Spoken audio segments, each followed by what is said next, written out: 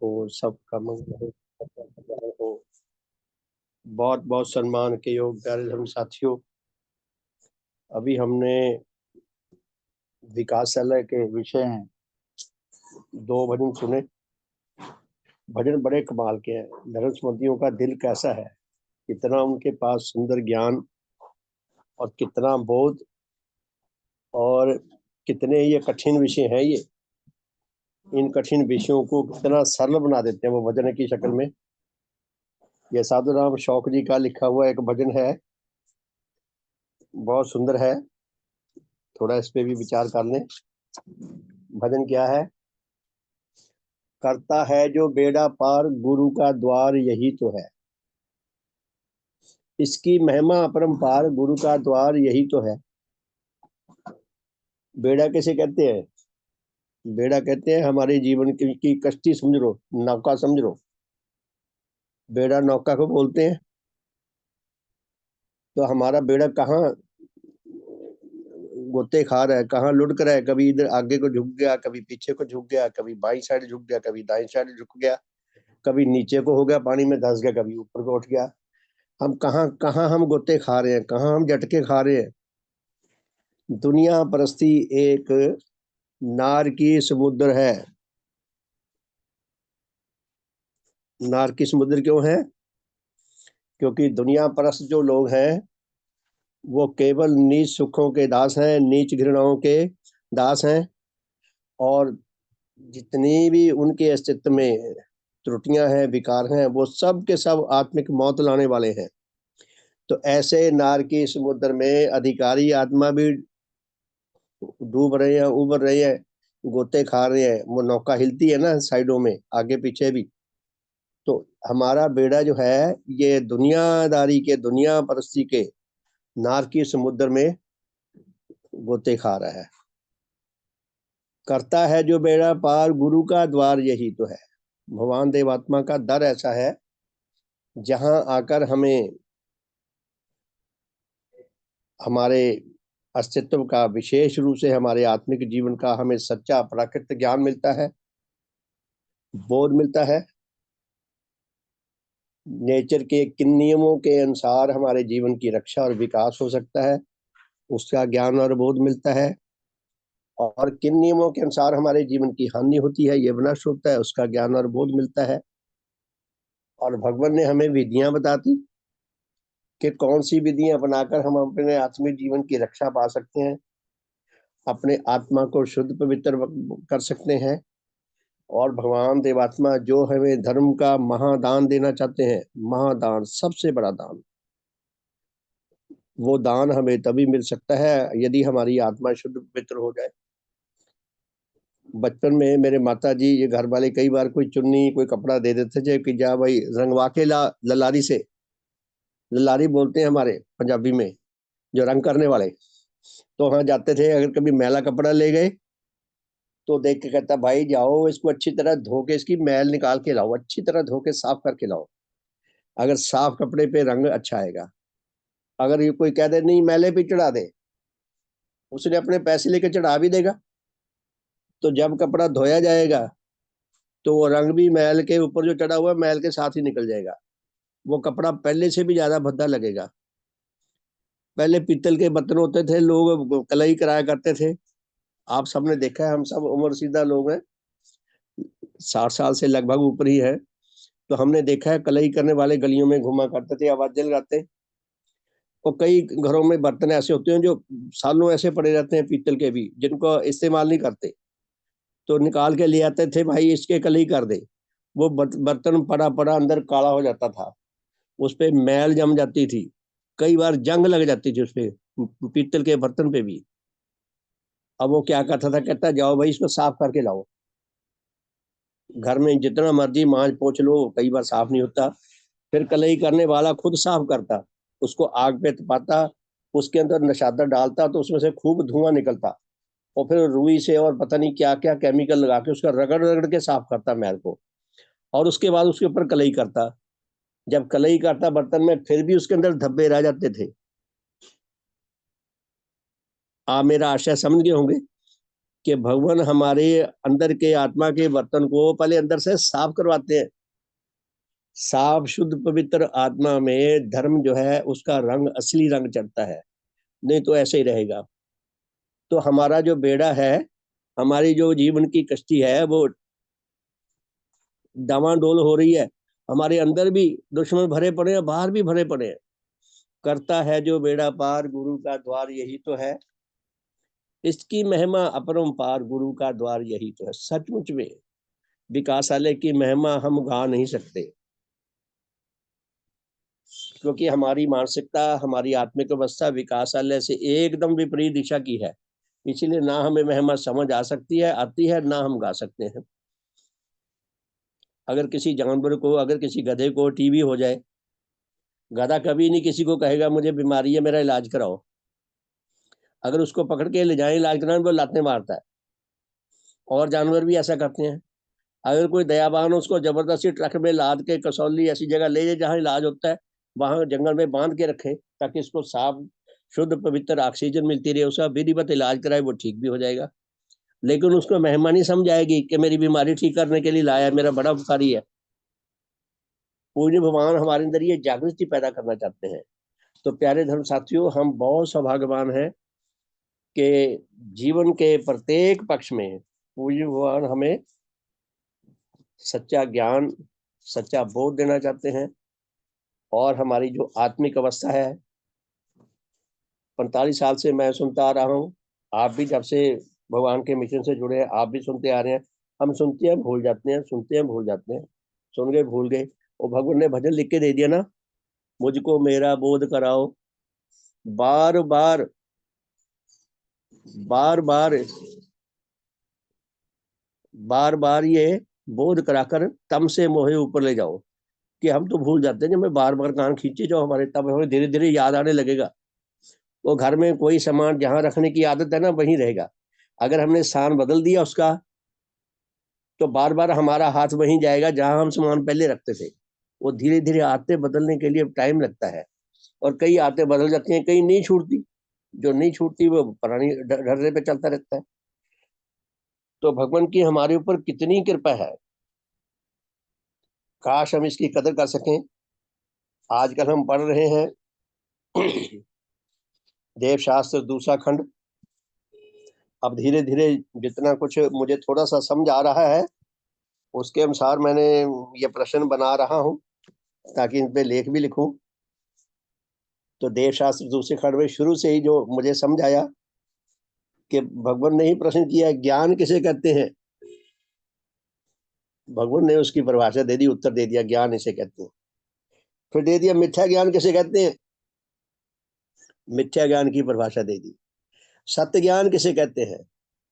भगवान की कृपा से एक एक सेंटेंस में हम इसका उत्तर दे सकते हैं, भगवान की कृपा से। कि ज्ञान जानने को कहते हैं, किसी ने हमें कुछ बता दिया या हमने कुछ पढ़ लिया, हमें ज्ञान हो गया। फिर है मिथ्या ज्ञान किसे कहते हैं, हमें यही नहीं पता। हमें तो ज्ञान पता है, ये मिथ्या ज्ञान भी होता है। विज्ञानिकों ने और भगवान देवात्मा ने विशेष रूप से जोर देकर बताया कि जो ज्ञान जांच के दायरे में, जांच के क्षेत्र में ना आए, जिसकी जांच पड़ताल ना हो सके, वो मिथ्या ज्ञान है। अर्थात जो नेचर की कोख से ज्ञान पैदा नहीं हुआ, वो मिथ्या ज्ञान है। सत्य ज्ञान इसके विपरीत है, जो नेचर की कोख से पैदा हुआ है। जिस ज्ञान को हम मानसिक बुद्धि से जान भी सकते हैं, वैज्ञानिक विधि से उसकी जांच पड़ताल करके जो असल में उसका जो तत्व है, उसका सही परिणाम है, हम उसको भी समझ सकते हैं। उसे उसे सत्य ज्ञान कहते हैं। उसी तरह बोध की बात कर दी, विश्वास की। विश्वास क्या है, विश्वास किसे कहते हैं, मिथ्या विश्वास किसे कहते हैं। अब ये बातें हमें सर लगने लगी। ये भगवान की कृपा है हमारे ऊपर बहुत ज्यादा। करोड़ों लोगों को ये बातें नहीं पता कि विश्वास किसे कहते हैं, मिथ्या विश्वास किसे कहते हैं, सत्य विश्वास किसे कहते हैं। अच्छा, ज्ञान जो है वो दो प्रकार से मिलता है, इनडायरेक्ट नॉलेज, असाक्षात ज्ञान, और साक्षात ज्ञान। साक्षात ज्ञान जो हमने देखा, समझा, पढ़ा। वो डायरेक्ट हमें ज्ञान मिला है, हमारे सामने कोई घटना हुई हमें पता है, इनडायरेक्ट किसी और ने हमें बताया, चाहे पुस्तक ने बताया या किसी व्यक्ति ने बताया।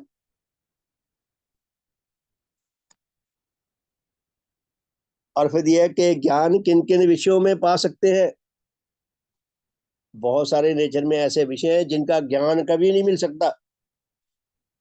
कौन से विषय हैं जिनका हमें सत्य ज्ञान मिल सकता है? अब देखिए भगवान ने हमें कितना, ये इसकी कितना हम इसका कीमत आंक सकते हैं। अगर हम धन की दृष्टि से इसकी कीमत आंकते हैं, जो भगवान ज्ञान दे रहे हैं, कितनी इसकी कितनी कीमत होगी। अरबों खरबों रुपए भी थोड़े हैं, जितनी कीमत आंकी जाए उतनी थोड़ी है। कि ज्ञान किस किस विषय में मिल सकता है, किस किस विषय में नहीं मिल सकता। फिर पूजनी वहां ने अगला पक्ष बताया है कि ज्ञान किनके द्वारा मिल सकता है। लोग हमें बताएंगे हमें ज्ञान ही नहीं मिलता, तो हमारे अंदर कोई गड़बड़ है। यानी कि अगर हमारे आत्मा के अंग जो है उनमें ज्ञानदायिनी शक्तियां हैं, उनके द्वारा हमें ज्ञान मिल सकता है। हम किसी जानवर को पढ़ाते रहे उसको कुछ नहीं समझाएगा, जितना मर्जी टकरे मारते रहे। तो ज्ञान आत्मिक अंगों से मिल सकता है। पूर्णिमा ने 8 श्रेणियों में अंग बांट के बता दिए। फिर अगला पक्ष बताया कि बोध ज्ञान होता है शाब्दिक ज्ञान, और बोध समझ ले उसका व्यवहारिक ज्ञान, अच्छी तरह सूझबूझ समझ आ जाए हमें, कोई लेश मात्र भी उसके अंदर कंफ्यूजन न रहे। तो आजकल हम भगवान देवात्मा की कृपा से देव शास्त्र तीसरे खंड में से जो पढ़ रहे हैं, वो पढ़ रहे हैं कि कोई भी ज्ञान हमने जांच लिया, देख लिया, समझ लिया, और उसको क्रॉस चेकिंग, जांच पड़ताल के द्वारा भी देखना है कि मैंने जो ज्ञान पाया है, जो ढूंढा है, या मुझे किसी ने बताया है, उसका एक जो पक्ष है वो है जांच पड़ताल के द्वारा मैं क्रॉस चेकिंग करके देखूं क्या ठीक वही परिणाम है जो मुझे बताया गया है। भगवान की शिक्षा में जो बहुत ही बड़ी ब्यूटी है कि भगवान ने जितना ज्ञान बताया है वो सारे का सारा ज्ञान नेचर की कोख से जन्मा है, नेचर की कोख से विकसित हुआ है।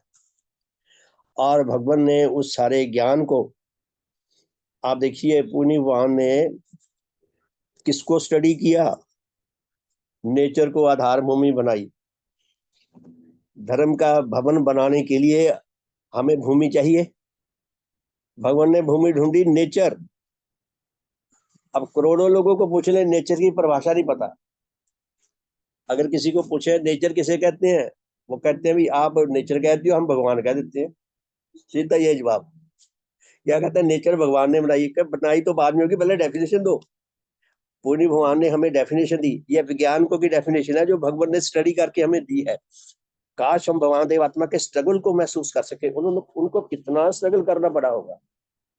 तो पूर्णी भगवान ने हमें सत्य ज्ञान का आधार दिया, बौद्धों को 8 श्रेणियों में बांटकर वो बताया कि किस किस श्रेणी में से जो रिलेटेड ज्ञान है उसका हमें बोध मिल सकता है। तो हमें ये 8वीं श्रेणी के जो देव शक्तियों से जुड़ा हुआ विषय है।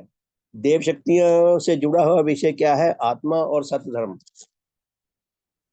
अब देव शक्तियों से खेती बाड़ी क्यों नहीं जुड़ा हुआ विषय? खेती बाड़ी तो मानसिक शक्तियों से जुड़ा हुआ है, मानसिक शक्तियों से हमें मिल सकता है इलाज। हम देव शक्तियों से क्यों उसका प्रयोग जिस विशेष काम के लिए बना उसको छोड़ के दूसरा काम लेने लग गए? भगवान देव आत्मा की जो देव शक्तियां हैं, उनका जो सर्वोच्च विकास है देव शक्तियों का, उसके माध्यम से वो आत्मा और धर्म के विषय में हमें सत्य ज्ञान प्रदान करते हैं। क्योंकि देव शक्तियां देव आत्मा को छोड़कर किसी और जन्म में नहीं थी, ना है, ना उनका कहीं उल्लेख मिलता है।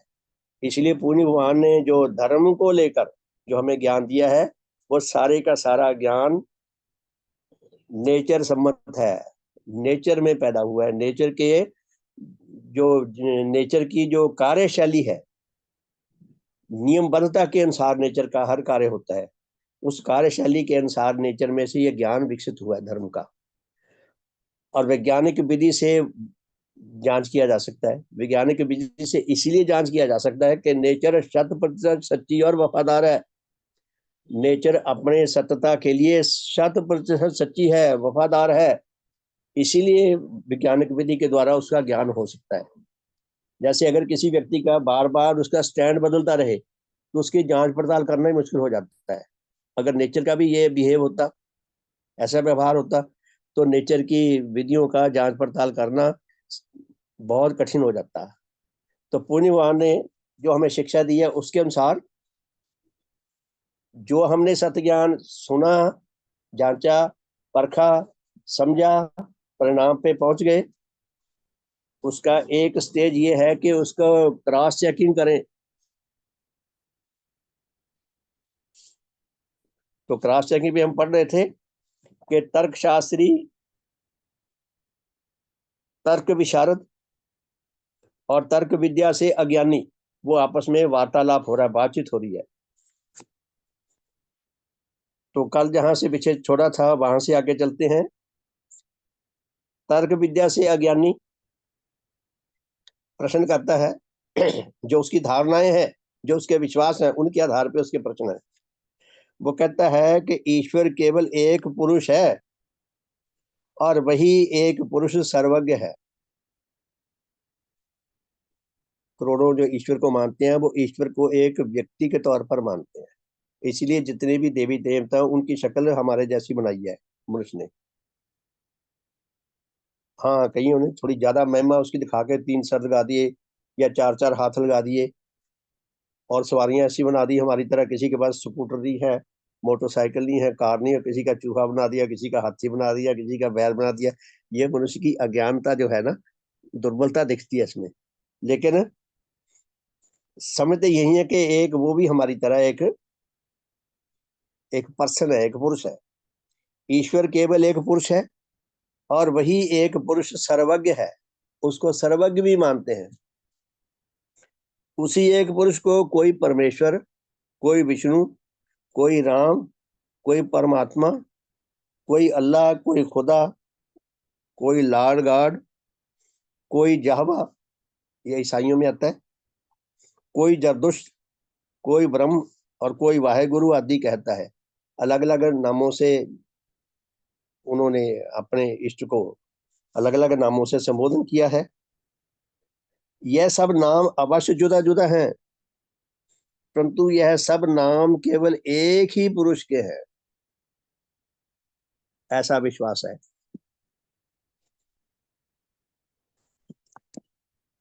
ये तर्कहीन लोगों के ऐसे विश्वास हैं, सचमुच में हैं, आज भी हैं। तो तर्क विद्या विशारद, या यूं कहें कि भगवान के जो सच्चे श्रद्धावान शिष्य हैं,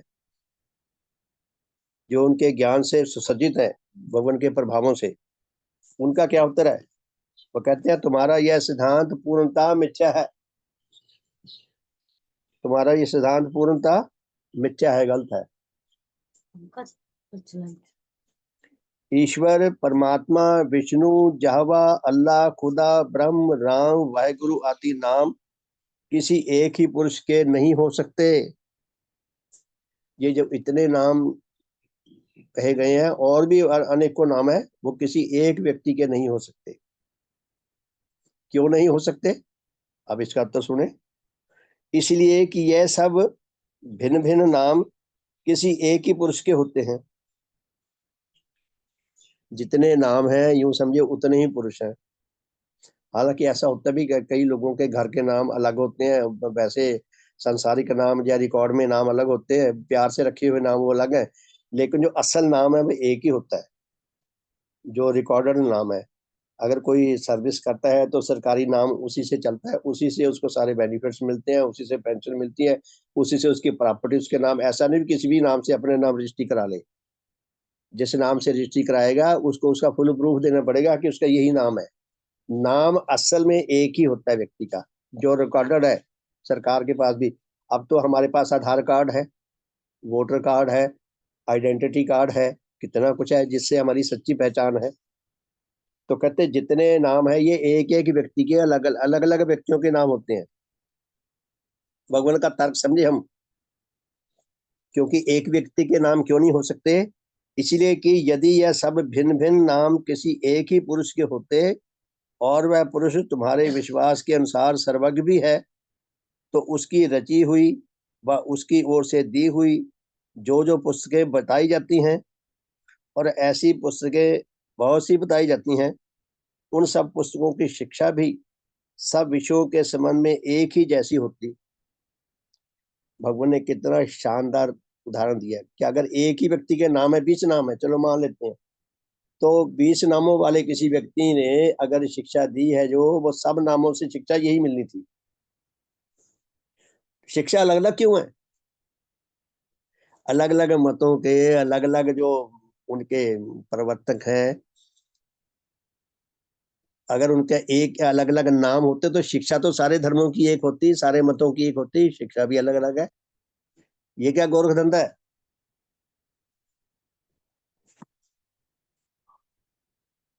अर्थात उनमें से किसी विषय के संबंध में उनकी शिक्षा एक दूसरे के विपरीत ना होती।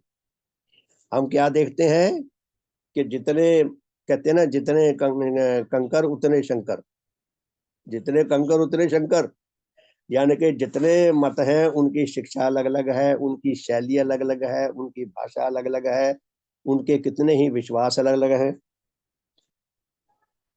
परंतु कहते जबकि नाना विषयों के संबंध में, विशेषतः मनुष्य के नाना भले और बुरे कर्मों के संबंध में भी उनकी शिक्षा एक दूसरे के विपरीत है, तब ऐसी सब परस्पर विरोधी शिक्षा किसी एक सर्वज्ञ पुरुष की नहीं हो सकती।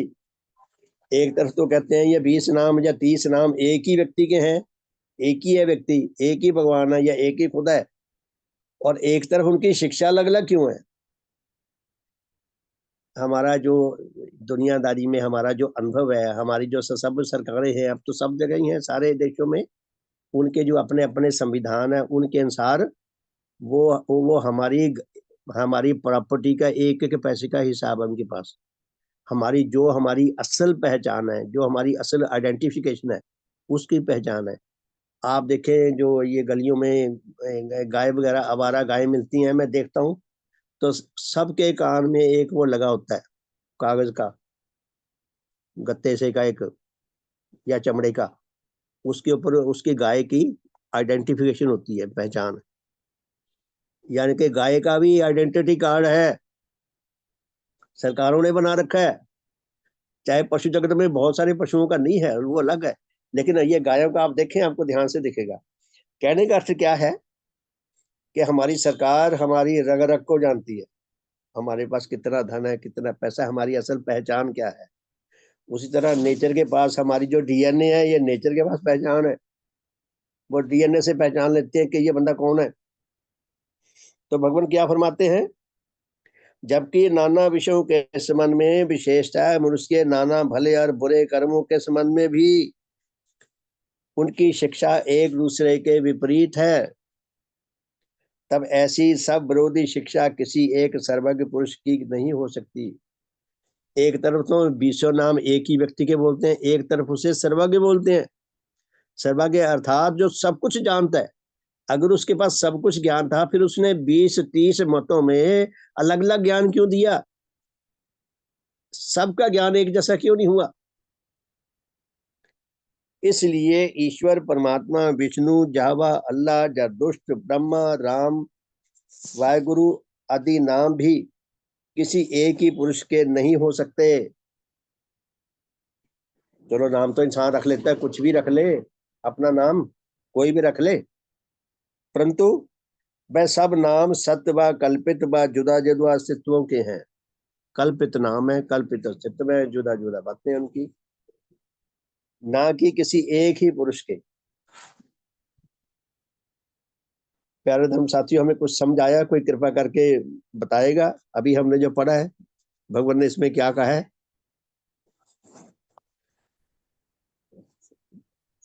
हाँ जी अशोक जी, हाँ जी, अभी हमने पढ़ा है तो भगवान ने क्या कहा है इसमें?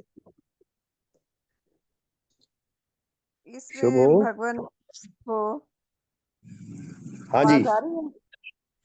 आ रही है जी, आ रही है। इसमें इसमें ये कहा गया है तर्क के हिसाब से, तर्क विद्या विशारद के हिसाब से, कि यह जो सिद्धांत है कि ईश्वर परमात्मा, विष्णु, अल्लाह, खुदा, राम, जो कुछ भी है ये मिथ्या है। क्योंकि इनके अलग अलग नाम है और अलग अलग शिक्षा है। और किसी में तो मांस खाना गुनाह है और किसी में मांस खाना ठीक है। तो शिक्षा भी अलग अलग है। और वाहिगुरु ये सारे नाम जो हैं एक ही मनुष्य के नहीं हो सकते या एक ही ईश्वर के नहीं हो सकते, क्योंकि इनकी जो शिक्षा है वो भी अलग है। और हम देखते हैं उनके परिणाम भी अलग अलग हैं। और लोग मानते हैं कि ये सब एक हैं, तो ये सब मिथ्या है। धन्यवाद, धन्यवाद, बहुत बहुत धन्यवाद। हाँ जी, और देखो मुझे एक और चीज समझ आई है पढ़ के। आप कल्पना करें कि एक व्यक्ति के 40 नाम है, और 40 नाम से उनके पास पैन कार्ड भी है, हर एक नाम से आधार कार्ड भी है, राशन कार्ड भी है, वोटर कार्ड भी है। तो इसका मतलब उसने 40 जगह अलग अलग नामों से रजिस्ट्रियां करा के बड़ी बड़ी कोठियां, बड़ी बड़ी प्रॉपर्टी भी ले रखी होंगी। ये संभव है किसी भी देश के कानून में? भारत के कानून में तो ये संभव नहीं है, क्योंकि आधार कार्ड जो है वो हमारे चेहरे को स्कैन कर लेता है। नाम तो मनुष्य अपना रख लेगा 20, लेकिन चेहरा तो नहीं बदल सकता। वो चेहरा स्कैन करके बता देगा कि इसी नाम का, तो ये व्यक्ति है। तो हाँ जी, इसको फ्रॉड कहा। माइक बंद कर ले फिर, अगर कुछ नहीं कहना आपने। हाँ जी, शुभ हो, भला हो। तो प्यारे फ्रॉड धर्म कहा। संबंधियों, हाँ जी, क्या कह रहे, बोलिए। तो फिर फ्रॉड कहा जाएगा कि उसने अलग अलग नामों से प्रॉपर्टी ले रखी है, तो वो हाँ, वो अ, अपराधी के अंदर हो जाएगा, और गवर्नमेंट प्रॉपर्टी सारी छीन लेगी। नेचर भी हाँ। प्रॉपर्टी छीन लेती है सारी, शरीर भी छीन लेती है, आत्मा भी छीन लेती है, नंग कंगाल करके छोड़ती है नेचर भी।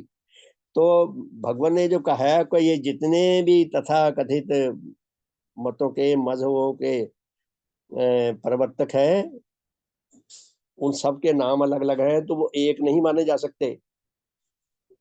क्योंकि हमारी सबका नाम एक है सरकारी रिकॉर्ड के अनुसार। जो हमारा वैध नाम है, जो हमारा एस्टेब्लिश्ड स्थापित नाम है, जो हमारे स्कूल की, कॉलेज की डिग्रियों में, सर्टिफिकेट्स में नाम है, जो हमारी बड़ी बड़ी फर्मों के नाम पे जो हमारे पास प्रॉपर्टी है, या जो हमारा राशन कार्ड है, जो हमारा आधार कार्ड है, जो हमारे बैंक अकाउंट है, उसमें सब में एक है। जैसे नेचर ने डीएनए डीएनए बना दिया, सबका डीएनए एक है। ऐसा नहीं है किसी व्यक्ति के 4 प्रकार के डीएनए हो। तो तर्क विद्या से अज्ञानी फिर प्रश्न करता है, वो कहता है ईश्वर नामक एक सर्वज्ञ पुरुष तो जरूर है, परंतु नेचर के भिन्न उसकी अपनी बनाई व रची हुई कोई और पुस्तक नहीं है। अब जिसके पास आधार नहीं होता ना, वो इधर उधर हाथ पैर मारता है किसी न किसी तरीके से अपनी बात को आगे बढ़ाने के लिए। तो क्या कहता है तर्क विद्या से अज्ञानी, कि ईश्वर नामक एक सर्वज्ञ पुरुष तो जरूर है, कि कोई ना कोई ईश्वर जरूर है जो सर्वज्ञ है, परंतु नेचर के भिन्न उसकी अपनी बनाई व रची हुई और कोई पुस्तक नहीं है। लेकिन उस सर्वज्ञ ने नेचर बनाई है। हम समझे क्या कह रहा है, कि ये नेचर ये उसी ने बनाई है, सर्वज्ञ ने, और उसने कोई पुस्तक नहीं रची। जैसे लकड़ी की मेजें और कुर्सियां केवल मनुष्य ही बनाते हैं और बना सकते हैं, वैसे ही विविध प्रकार की पुस्तकें भी केवल मनुष्य ही बनाते हैं व बना सकते हैं। इसलिए मनुष्य ही किसी पुस्तक के बनाने व रचने वाला माना जा सकता है, उसके भिन्न और कोई नहीं। परंतु हम यह विश्वास करते हैं कि प्रत्येक मनुष्य में साधारण श्रवण इंद्रिय के भिन्न एक और विशेष श्रवण शक्ति भी होती है, कि जिसे हम कॉन्शियस या विवेक कहते हैं। तो प्रश्नकर्ता क्या कहता है, कि ईश्वर एक है, नाम चाहे कुछ भी रखें, उसने नेचर बनाई है, इसके अतिरिक्त उसने कोई पुस्तक नहीं लिखी। ये पुस्तकें अलग अलग लोगों ने लिखी हैं, अलग अलग लोगों ने लिखी हैं। जैसे मनुष्य ने इतना कुछ बनाया है, ये पुस्तकें भी मनुष्य ने बनाई है। तो मनुष्यों के पास सुनने की, देखने की, समझने की साधारण शक्तियां होती हैं, लेकिन किसी किसी के अंदर विशेष आंतरिक शक्तियां होती हैं, अंतर विवेक जिसे कहते हैं, कॉन्शियस कहते हैं, विवेक कहते हैं। और मनुष्य की इसी विवेक शक्ति के द्वारा सर्वज्ञ ईश्वर उस तक अपने मन के विचार प्रकट करते हैं। तो उन्होंने एक नया रास्ता अपनी बात को जस्टिफाई करने के लिए निकाल लिया, कि जिसके अंदर विशेष आंतरिक शक्ति है, ईश्वर उसके माध्यम से संदेश देता है और मनुष्य उसकी इस वाणी को अपनी इसी शक्ति के द्वारा सुनता है।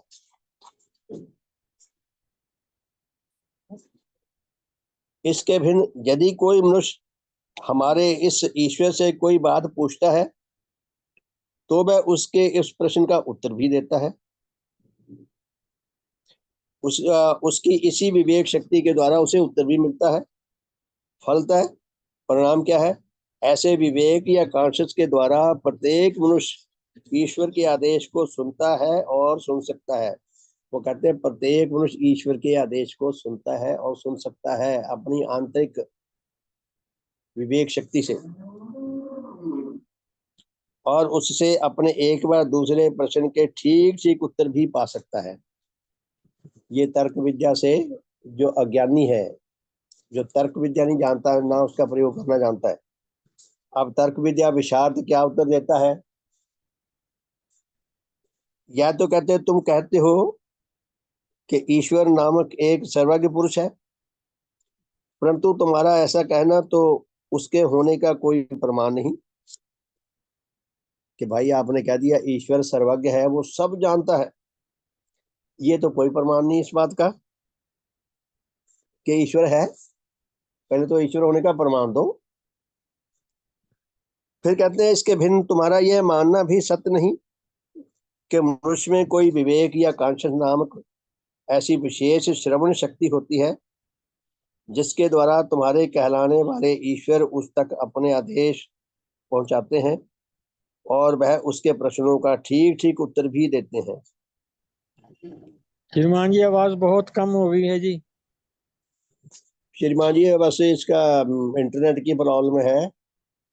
नहीं ठीक है आ रही श्रीमान जी। आवाज तो ठीक आ रही है, बढ़िया आ रही है, एकदम बढ़िया आ रही है। वैसे तो मैंने बहुत अपने मुंह के नजदीक रखा हुआ है ताकि आपको आवाज साफ सुनाई दे। ये थोड़ी देर के लिए हुई थी, अब तो ठीक आ रही है। तो ठीक है जी, धन्यवाद धन्यवाद। अच्छा जी सुनिए, दोबारा सुनिए कि तर्क विद्या विशारद क्या कहता है, या ये भगवान का उत्तर माने हम। भगवान क्या कहते हैं? कहते हैं या तो तुम कहते हो कि ईश्वर नामक एक सर्वज्ञ पुरुष है, परंतु तुम्हारा ऐसा कहना तो उसके होने का कोई प्रमाण नहीं। आपने सर्वज्ञ तो कह दिया, लेकिन पहले सिद्ध तो करो ईश्वर है। फिर भगवान आगे कहते हैं इसके भिन्न यानी कि इसके अतिरिक्त तुम्हारा यह मानना भी सत्य नहीं कि मनुष्य में कोई विवेक या कॉन्शियस नामक ऐसी विशेष श्रवण शक्ति होती है जिसके द्वारा तुम्हारे कहलाने वाले ईश्वर उस तक अपना आदेश या अपनी बात पहुंचाते हैं और वह उसके प्रश्नों का ठीक ठीक उत्तर भी देते हैं। कि अगर कोई ईश्वर से संदेश लेता है तो संदेश भी उसे मिलता है और जो कोई प्रश्न पूछता है उसका उत्तर भी मिलता है। क्यों? इसलिए कि जो लोग अपने अपने मतों व अपने अपनी क्रियाओं को ईश्वर का आदेश बताते हैं, वह यदि किसी वास्तविक सर्वज्ञ पुरुष की ओर से मानी जाए तो उनमें से कोई बात भी एक दूसरे के विरुद्ध ना हो। भगवान कहते हैं अगर तुम्हारी बात को हम मान लें एक मिनट के लिए कि अलग अलग मतों के लोग ईश्वर से आदेश लेते हैं, जैसे हम लोग से संदेश लेते हैं, वो संदेश लेते हैं तो उनके सबके अलग अलग क्यों है मतों के? एक क्यों नहीं? जब ईश्वर एक है तो सबको वह एक ही संदेश क्यों नहीं देता? परंतु वास्तव में ऐसा नहीं है। असल बात तो यह है कि ऐसा नहीं है, और नाना बातों को छोड़कर उनकी शिक्षा व उनका कथन नाना भले और बुरे कर्मों के संबंध में भी एक दूसरे से पूर्णतः विरुद्ध पाया जाता है। ईश्वर एक नहीं है। जैसी वो विरोधता दिखती है अलग अलग मतों की शिक्षा में, उससे तो लगता है कई ईश्वर है। अर्थात यदि एक मत मनुष्य की किसी क्रिया को ईश्वर की इच्छा के अनुसार और इसलिए भली बताता है तो दूसरा उसी क्रिया को उसी ईश्वर की इच्छा के विरुद्ध और इसीलिए बुरी बताता है। एक मत कुछ शिक्षा देता है, दूसरा उसके ठीक एकदम उलट शिक्षा देता है, तो दोनों की शिक्षा सही कैसे हो सकती है? तब ऐसी परस्पर विरोधी शिक्षा किसी एक सर्वज्ञ पुरुष की नहीं हो सकती। इसीलिए इस विषय में तुम्हारा यह सिद्धांत पूर्णतः मिथ्या है। प्यारे दर्शकों, भगवान हमें कितना स्पष्ट करना चाहते हैं, लेश मात्र भी हमारे अंदर कोई भ्रम, कोई कंफ्यूजन नहीं रहने देना चाहते। और पूरी भगवान ने छोटे छोटे इसमें जो अभी हमने उत्तर पढ़ा, इसके छोटे छोटे दृष्टांत दिए हैं कि अगर ईश्वर एक है तो अलग अलग लोगों के दिलों में अलग अलग उत्तर क्यों है, अलग अलग शिक्षा क्यों है, एक जैसी होनी चाहिए। तो देखिए तर्क विद्या अज्ञानी क्या कहता है यह उत्तर सुनकर, कि अलग अलग दृष्टांत हमारे सामने क्या आते हैं किसी बात को सत्य मानने के। एक व्यक्ति कहता है कि मैं ईसाई हूं। ईसाई मत को विविध यूनिवर्सिटियों के सैकड़ों ग्रेजुएट और लाखों अनपढ़े लिखे लोग सच्चा मानते हैं, सच्चा विश्वास करते हैं, इसलिए यह मत अवश्य सत्य है। क्योंकि लाखों लोग इसको सच्चा मानते हैं, इसीलिए सत्य है। दूसरा व्यक्ति क्या कहता है, मैं सनातन धर्मी हूं। मेरे धर्म मत को क्या कितनी ही यूनिवर्सिटियों के सैकड़ों ग्रेजुएट तथा क्या अन्य लाखों पढ़े लिखे लोग भी सत्य मानते हैं, इसलिए मेरा मत निश्चय सत्य है। वो कहता है भी मेरे मत को भी करोड़ों लोग मानते हैं, हिंदू भी करोड़ों है, इसलिए सत्य है क्योंकि मानने वालों की संख्या ज्यादा है। तीसरा मुसलमान कहता है, मेरे इस्लामी मत को सैकड़ों ग्रेजुएट तथा अन्य लाखों पढ़े लिखे लोग सच्चा मानकर विश्वास करते हैं, इसलिए मेरा यह मत अवश्य सत्य है। आधार उसका भी यही है सत्य बताने का कि मेरे मत को, मेरे अल्लाह की शिक्षा को करोड़ों लोग सच्चा मानते हैं। क्योंकि ज्यादा लोग सच्चा मानते हैं इसीलिए ये सत्य है। बौद्ध क्या कहता है, मैं बौद्ध हूँ। बौद्ध मत को करोड़ों जन सत्य जानकर विश्वास करते हैं और उनमें लाखों पढ़े लिखे जन हैं जो सत्य मानते हैं बौद्ध शिक्षा को, इसलिए बौद्ध मत निश्चय सत्य है। बौद्ध मत निश्चय सत्य मत है। जैनियों के बारे में भी यही बात है, मैं जैनी हूँ। जैन मत को लाखों जन सच्चा मानते हैं और इन विश्वासियों में कितने ही जन ग्रेजुएट और हजारों जन पढ़े लिखे हैं, इसलिए जैन मत अवश्य सच्चा मत है। सिख धर्म भी यही मानता है, मैं सिख हूँ। सिख मत को लाखों लोग सत्य मानकर विश्वास करते हैं और इनमें कई ग्रेजुएट और हजारों अन्य पढ़े लिखे जन शामिल हैं। जब भगवान ने ग्रंथ लिखा तब तो हजारों ही करोड़ों जैसी गिनती होती थी, आज होते तो अरबों लिखे जाते, करोड़ों लिखे जाते। तो कहते इनको बहुत लोग मानते हैं, इसलिए मेरा मत सच्चा है। आर्य समाजी भी यही कहते हैं।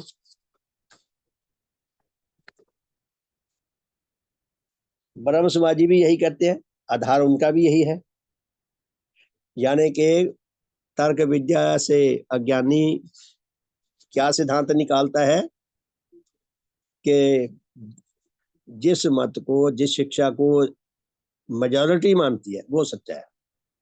हमारे देश में लोकतंत्र है, कई निर्णय मेजॉरिटी से होते हैं, कई बार मेजॉरिटी गलत होती है, निर्णय गलत हो जाते हैं और बाद में देश रोता रहता है। कोई बात नेचर में इसीलिए सत्य नहीं हो जाती कि इसको मानने वालों की गिनती कितनी है। ये तर्कहीन और गलत, ये हानिकारक विश्वास है। तो तर्क विद्या विशारद अर्थात भगवान देवात्मा क्या उत्तर देते हैं इसका? भगवान फरमाते हैं कि तुम सबके ही यह सिद्धांत पूर्णतः मिथ्या है। हम भी कहने लग जाए कि हमारे गुरु, हम कहते हैं हमारे गुरु सच्चे हैं, लेकिन हम ये नहीं कह सकते जी हमारे तो करोड़ों लोग मानते हैं इसलिए हमारा मत सच्चा है। हमारे लिए, हमारे तो पीछे नेचर खड़ी है, विकास क्रम खड़ा है, वैज्ञानिक विधि खड़ी है, देवात्मा का अद्वितीय देव रूप खड़ा है हमारे पीछे। इतनी बड़ी सपोर्ट है जो सत्य प्रमाणित करती है। तो तर्क विद्या विशारद क्या कहता है कि तुम सबके ही यह सिद्धांत पूर्णतः मिथ्या है। कोई धर्म मत इसीलिए सत्य नहीं हो सकता कि उसे इस व उस संख्या के ग्रेजुएट व अन्य पढ़े लिखे लोग सत्य मानते हैं। किसी सत्य मत के सच्चा होने का ये सिद्धांत नहीं है, ये आधार नहीं है कि मानने वालों की संख्या ज्यादा है, किंतु वह तभी सत्य हो सकता है और सत्य माना जा सकता है कि जब वह उस कसौटी के अनुसार सत्य प्रमाणित हो। नेचर ने कसौटी बनाई है, कसौटी जांचने की विधि बनाई है, नेचर ने बनाई है, मनुष्य ने जानी है विधि। मनुष्य ने विधि बनाई नेचर ने है कि सत्य और मिथ्या का जो एनालाइज करके सत्य परिणाम पे पहुंचना। तो भगवान कहते हैं इसलिए जबकि किसी धर्म व मत व किसी बात का सत्य व मिथ्या होना नेचर की स्वीकृत की हुई कसौटी के अनुसार परीक्षा करने पर ही प्रमाणित हो सकता है, तब उस कसौटी को छोड़कर इतने व उतने ग्रेजुएट व इतने व उतने पढ़े लिखे लोगों की संख्या को आधार बताकर किसी भी धर्म मत को सत्य मानना तर्क विधि के पूर्णतः विपरीत और इसलिए पूर्णतः मिथ्या सिद्धांत है। तो भगवान ने हमें स्पष्ट कर दिया कि कोई भी ज्ञान सच्चा क्यों हो सकता है। सिंपल भाषा में कि वो नेचर की कोख से विकसित हुआ है, एकमात्र नेचर है और हम सब उस नेचर के छोटे छोटे अंश हैं, या सरल शब्दों में हम भी नेचर हैं। जैसे पानी एक है नेचर में, महासागर में पानी है जिसमें अथाह पानी है, और एक बूंद वो भी पानी, तो वो भी है, वही है, सेम फार्मूला है उसका, तो वो उसके अंश है। हम सब नेचर के अंश है, नेचर एक है और सब कुछ नेचर से ही विकसित हुआ है और नेचर के ही जो उच्च परिवर्तन विषयक और विकासकारी जो व्यवस्थाएं हैं उनके अनुसार विकसित हुआ है। और जो इस व्यवस्था के अनुसार विकसित हुआ है इसी व्यवस्था के अनुसार वो रक्षा विकास पाएगा अगर इसके साथ मिलके चलेगा, अन्यथा विनष्ट होकर फिर भौतिक जगत में समा जाएगा, सदा के लिए खत्म। नेचर से हम विकसित पैदा हुए हैं, नेचर में ही हम सुरक्षित रहते हैं, मर के भी नेचर में ही रहेंगे। हम नेचर से बाहर कभी नहीं जा सकते, इम्पॉसिबल है बाहर जाना। कोई भी शिक्षा सच्ची तब हो सकती है जब उसकी वह नेचर की कोख से विकसित हुई हो और जो जांच विधि के दायरे में आती हो, जिसकी जांच पड़ताल हो सकती हो। जांच पड़ताल भी तभी हो सकती है अगर नेचर के अटल नियमों के अनुसार नेचर 100% अपने नियमों के प्रति सच्ची है और सुदृढ़ है, इसीलिए उसकी जांच सही होती है, अन्यथा जांच भी नहीं हो सकती। तो भगवान क्या फरमाते हैं कि कोई भी मत, किसी भी मत की शिक्षा तभी सच्ची मानी जा सकती है जब वो नेचर की जांच विधि की जो प्रक्रिया है, जो जांच विधि नेचर में विकसित हुई है, उसके अनुसार उसका परिणाम वैसा निकलता हो। तर्क विद्या से अज्ञानी फिर प्रश्न करता है, तर्क विद्या से अज्ञानी भी पीछा नहीं छोड़ रहा और छोड़ना नहीं चाहिए जब तक हमें सच्ची बात समझ ना आ जाए, जब तक सुदृढ़ हमारे अंदर विश्वास, इतना जैसे लोहे का थंब गाड़ दिया जमीन ने, ऐसा विश्वास होना चाहिए जो हिल ना सके। तो क्या प्रश्न करता है वो, मुझे सैकड़ों जनों के हालात जानने का अवसर मिला है और मुझे उनमें से एक जन भी ऐसा नहीं मिला कि जो क्या अपने किसी व्यवसाय विषय काम के संबंध में, क्या अपने गुणों के प्रकाश के संबंध में, क्या अपने भिन्न अपने किसी प्रिय जन के संबंध में, क्या अपने किसी शत्रु व विरोधी के संबंध में, और क्या अपने किसी पारिवारिक अनुष्ठान के संबंध में एक बार दूसरे अवसर पर झूठ ना बोलता हो। तो तर्क विद्या से अज्ञानी क्या कहता है कि मुझे जितने भी लोग मिले झूठ बोलने वाले मिले हैं। सरल बात यह है कि झूठ बोलने वाले मिले हैं, एक भी ऐसा नहीं मिला जो झूठ ना बोलता हो, वह मिथ्या बोले कोई क्रिया ना करता हो, मिथ्या पर आधारित कोई काम ना करता हो। ऐसे नाना अवसरों पर मैं आप भी मिथ्या मूल का आचरण करता हूँ। तर्क विद्या से जो विहीन है वो ईमानदारी से स्वीकार कर रहा है, मैं भी झूठ बोल जाता हूँ, मैं भी गलत कर जाता हूँ काम। इसलिए मैं यह विश्वास नहीं करता कि मनुष्य जगत में उत्पन्न होकर कोई पुरुष भी ऐसा हो सकता है कि जो सर्वांग सत्यानुरागी हो। और मेरे इस सिद्धांत के साथ मेरे और बहुत से साथी और मित्र सहमत हैं। आप प्रश्न देखिए कितना जबरदस्त प्रश्न है। हमारा सबका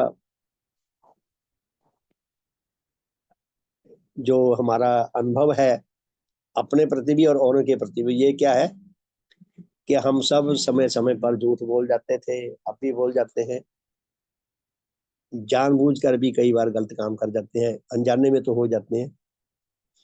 तो सारी दुनिया यही कुछ कर रही है, तो हमारी एक धारणा बन गई, क्योंकि हम सब ऐसे हैं, तो इसीलिए प्रत्येक मनुष्य गलत होता है, ये हमारी धारणा बन गई।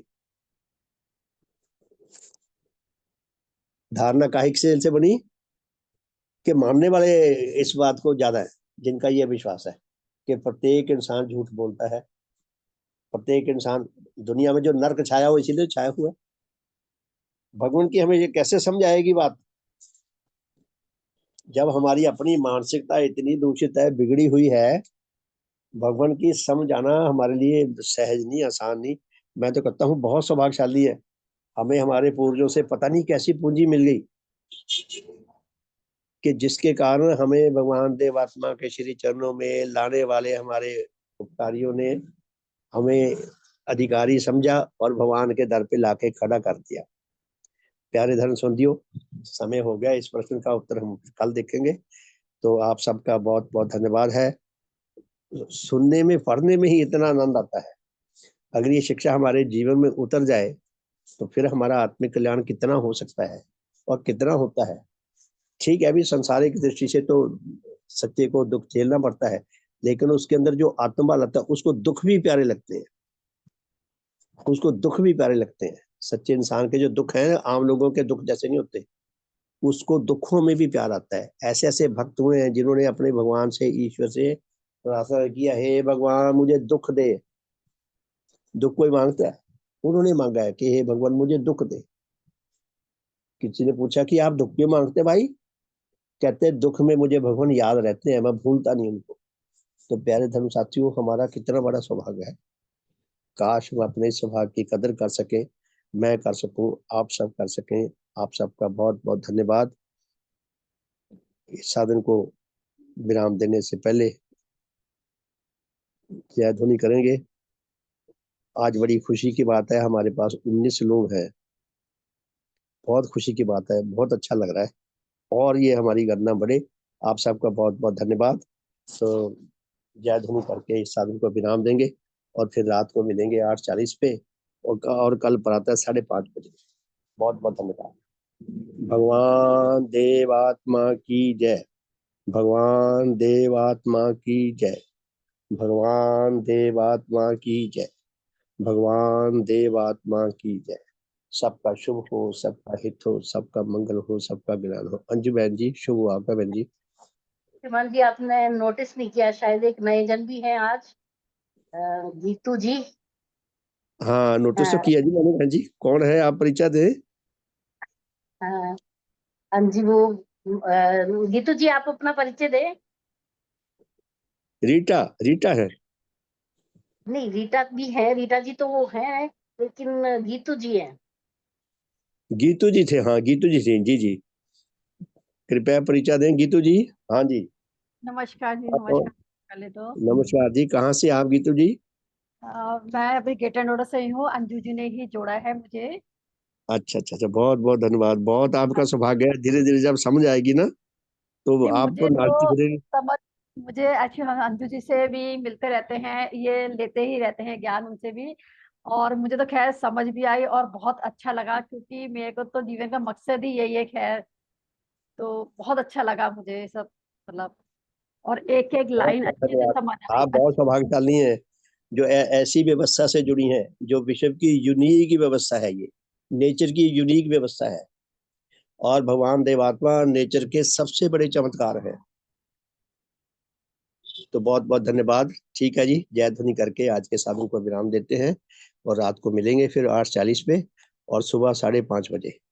भगवान देवात्मा की जय, भगवान देवात्मा की जय, भगवान देवात्मा की जय, भगवान देवात्मा की जय।